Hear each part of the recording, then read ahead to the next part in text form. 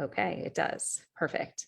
Hello, everybody. I'm Jane Havens. I'm here with Kelly Knoll. Kelly is a Center for Pediatric Sleep Management graduate and owner and founder of Snooze-Worthy Sleep. Kelly, before we get started, do you want to give everyone like a 2-minute roundup of you, what you're all about? Tell us about you, your family, your business, etc. Perfect. So my name is Kelly Knoll. I live in Katy, Texas, with my husband, Brandon, and I have 2 kids. I have Harper, who is a new 6-year-old, and Jensen, who is 3. We have 2 rescue dogs, 2 rescue cats, and a bearded dragon. And like Jane said, I am the founder of Snooze-Worthy Sleep Consulting. And January 15th will actually be a year since my launch. So Awesome.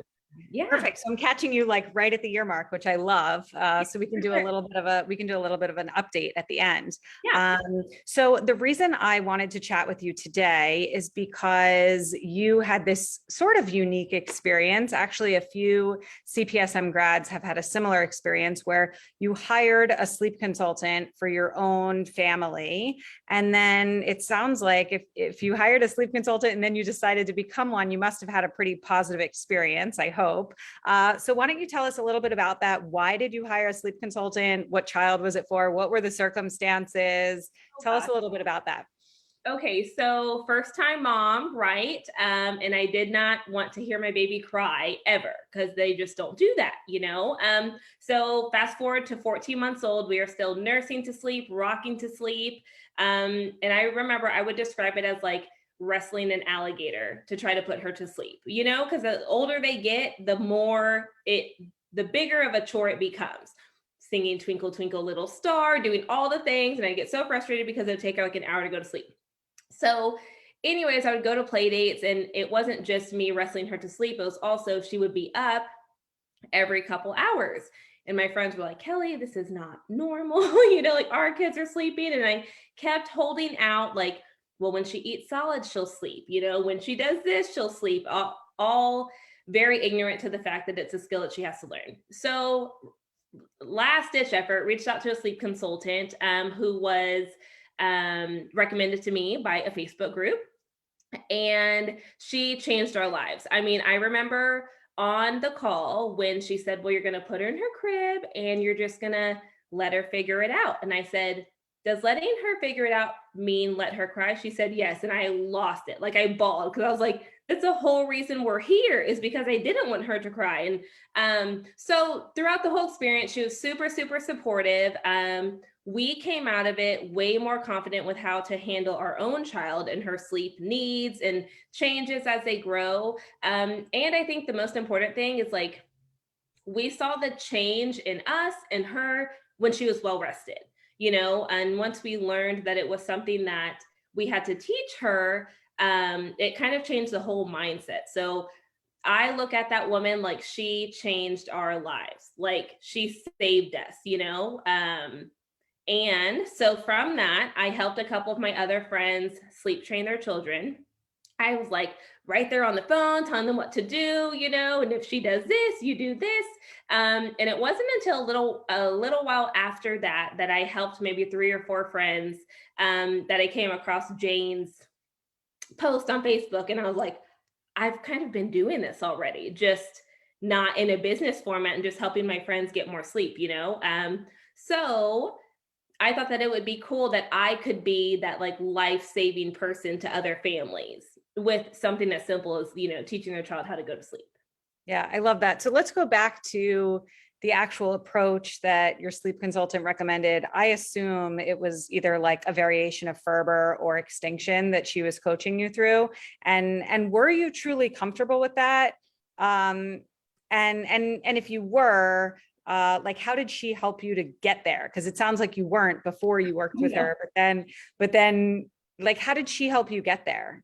So we did the chair method. I didn't know what that was at the time, but we did the chair method because Harper was 14 months. So she's still like, she, you know, cry at her crib and things. And for me, what was important, she never even really presented anything like Ferber or anything like that. But what was important to me is that she could see me, see her crying. Like I was there in the room. I had a fat glass of wine around night 1, you know, and she could see her crying and I was calm, or I was showing her I was calm, And so to me, that was important because I know a lot of parents feel like, oh, they think, well, we just left them or we don't hear them. So to me, it was important. She saw me, I heard her, and I told her, like, Harper, it's time to go to sleep. I love you, so that's what got me through the first few days. Now, as far as a parent-led approach, that was not her. She was like, after 3 nights, you were out of the room, and I probably, like, looking at myself as a client, I probably needed that. I think I would have made the whole process way slower, because by night 3, like, I was comfortable to get out of the room. And then it was kind of more like a fervor situation. Okay. But what she did was she sort of warmed you up to the idea of Harper being upset by allowing you to sit there and comfort her through the process. You weren't leaving her to cry. Right. She just was crying while you were sitting there supporting her as she learned this new skill to fall asleep independently. Yeah, for sure. And I think something else, like, I encounter this with my own clients. When I get older children as clients, the parents already realize, like, they cry for other reasons besides needing you. It's a little different. So, like, you are kind of numb to some of the, like, more behavioral crying. The tantrum-y type crying. Yeah. Exactly. It's like, oh, they do this when, they didn't get the red popsicle instead of the green one. It's like, it's a little bit different when they're like toddler age. Yeah. Yeah. So is there anything that you took from your experience as a client that now you put into place as a sleep consultant? Is there anything that you learned specifically from your sleep consultant, maybe that you didn't even learn in my course, that you use in your practice? Yes, I will never forget. Along with her telling me, you just let her figure it out. And I figured out what she meant by that. And then she told me, sleep training is not something you try, it's something you do. And, like, that changed my entire mindset. And I literally say that on every consult I do. Like, this is something my sleep coach told me, and it changed my entire mindset of, like, oh, la da da, we're just going to give this a shot, to, like, no, this house is getting sleep. This baby's going to learn how to sleep. Because, as you know, most of our success is has to do with the parents believing in the process and being comfortable with the process. So that's step 1. If they don't believe and they're not comfortable, you're not going to get anywhere, So that's kind of what I kind of remind them. And then I've had people, I ask, like, on an Instagram story, what's the best sleep advice you've ever gotten? And, like, 4 people said, it's not something you try, it's something you do. I was like, oh yeah, like, yeah, put it on your wall, like, because I think it is. I think once you wipe that doubt away, then people are, more confident in it. Yeah. And do you remember, like, how many nights it took for Harper to be able to fall asleep independently without yelling about it, without screaming and crying? A night 1, she slept through the night. We woke up confused, Is she alive? Yeah, well, oh gosh, she did something so funny. So she fell asleep after, I don't even remember how long, crying, right? I was in the corner with my glass of wine and my phone. She fell asleep, and then we're like, oh my God, she's asleep. So I sneak out, yada, yada. Like, an hour later, she wakes up. And so long story short, she stayed up for like 3 hours. She wasn't crying. She was just, like, rocking back and forth, hanging out. And I remember I told my sleep coach about it the next day. Oh my God, she was up, not crying. She's like, I don't know what that was. Like, I don't know if she had a bout of insomnia or what in the world.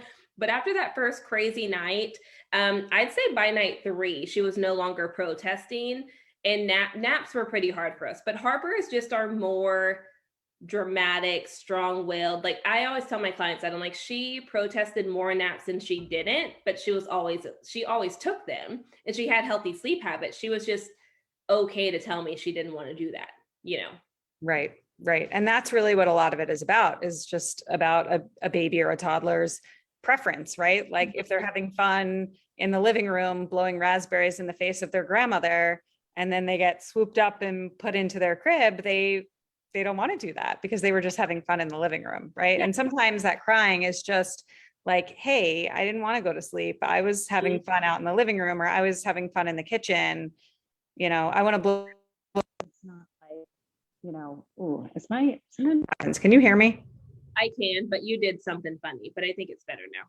My AirPods like connect to my computer when they're in their container, which is really messed Okay, let's sort of shift a little bit and talk about your journey to becoming a sleep consultant. So you work full time.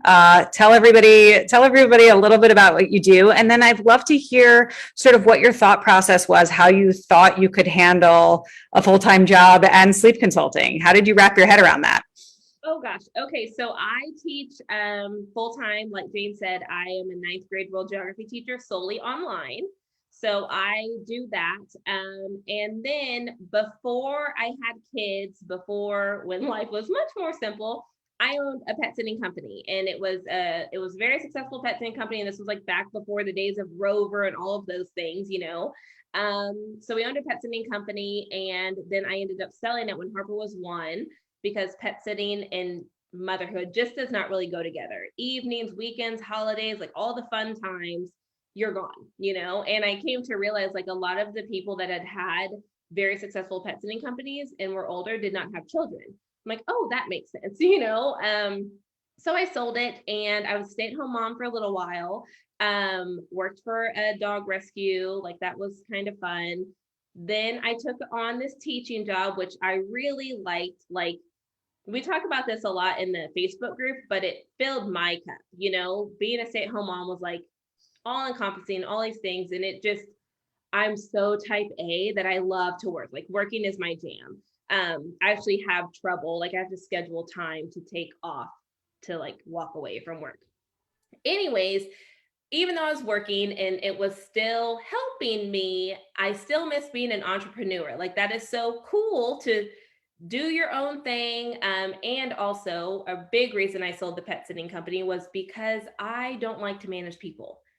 Don't like it. Like, it's just, I'm like, why can't you work like me? I'm confused, you know? So when I kind of sat down and realized that sleep consulting was something I was already doing, and I realized it could just be me. Like, I don't have to manage anybody else. I can close my calendar when I want. I can have Christmas morning and Christmas Eve. It kind of was the right fit. And when I told my family, not my husband, when I told my parents I was going to do it, they're like, what? Like, you do not need any more on your plate, you know?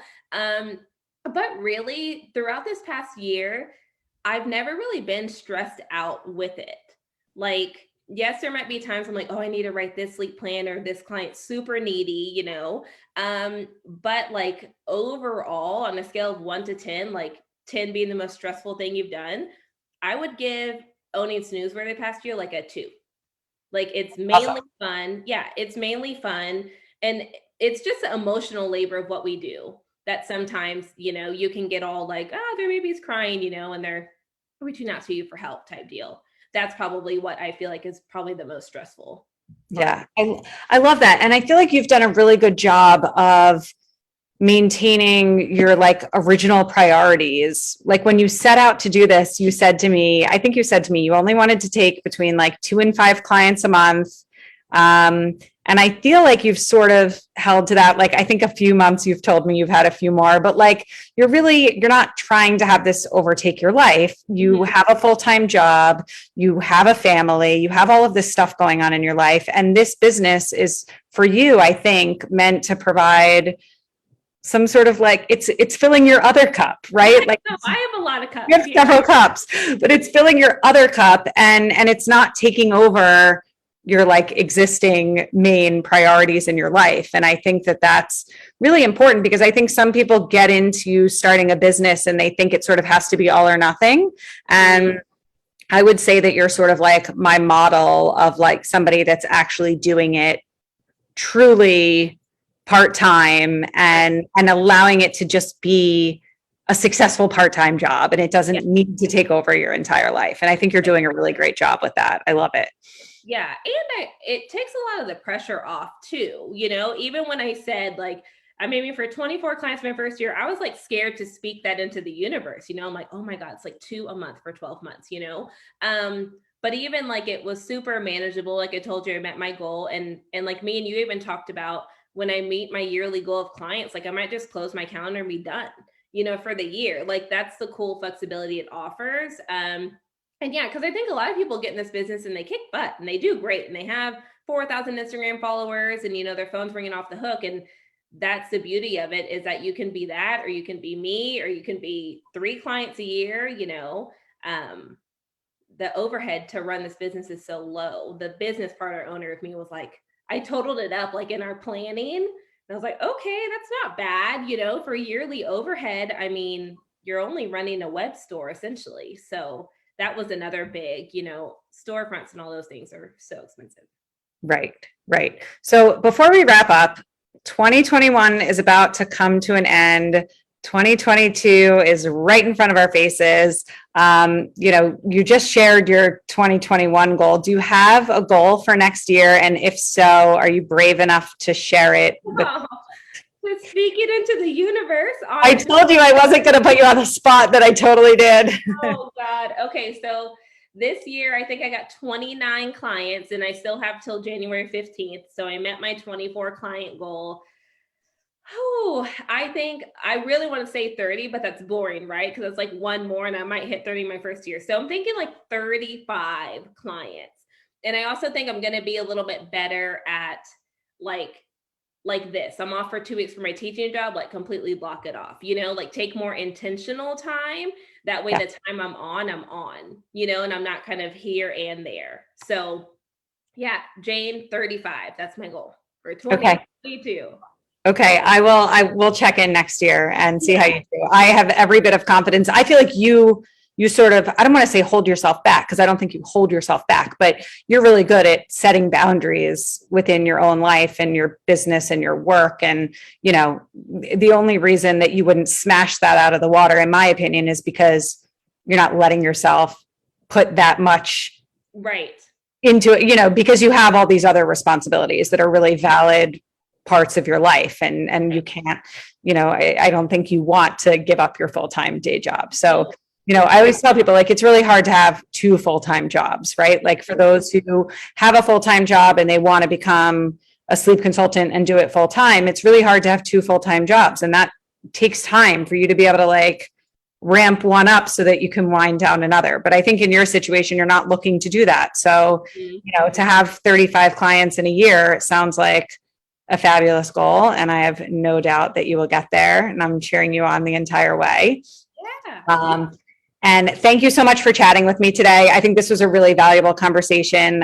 When I get out there into the universe and I'm chatting with people about who are, people who are interested in getting into this line of work, a lot of people tell me that they're interested in doing it because they hired a sleep consultant and it was such a life-changing experience for them, and they feel compelled to help others. So that's why I wanted to share your story today. And thank you for chatting with me. And if anybody wants to give Kelly a follow, we will make sure to leave her Instagram, social media handles down in the comments. And I hope everybody has an awesome holiday and a happy new year. Yeah. Bye, guys. Bye-bye. Thanks, Kelly.